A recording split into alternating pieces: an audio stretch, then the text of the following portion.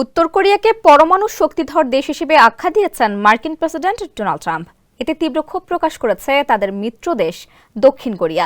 মূলত উত্তর কোরিয়ার সঙ্গে যুক্তরাষ্ট্রের বৈরিতা পুরনো, কিন্তু তা সত্ত্বেও দেশটির নেতা কিম জং উনের সঙ্গে ডোনাল্ড ট্রাম্পের সম্পর্কের রসায়ন একটু ব্যতিক্রম।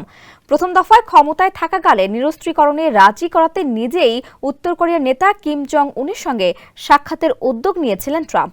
দ্বিতীয় মেয়াদে প্রেসিডেন্টের দায়িত্ব নেওয়ার পরপরই কিম জং উনের খোঁজ নিয়েছেন তিনি। শপথ নেওয়ার পরপরই প্রথমে কয়েকশো নির্বাহী আদেশে স্বাক্ষর করেন ডোনাল্ড ট্রাম্প। এরপর দক্ষিণ কোরিয়ায় মার্কিন সামরিক ঘাঁটিতে অবস্থানরত সদস্যদের সঙ্গে ভিডিও কলে কথা বলেন তিনি।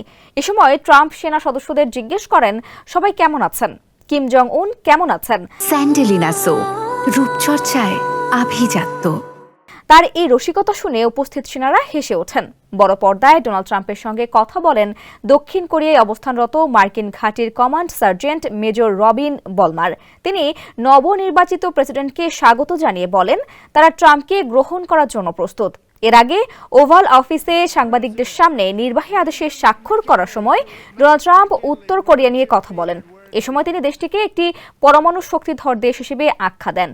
এর জবাবে দক্ষিণ কোরিয়া বলেছে, যুক্তরাষ্ট্রের লক্ষ্য হওয়া উচিত উত্তর কোরিয়াকে নিরস্ত্রীকরণ করা এবং সেই লক্ষ্যে অবিচল থাকা।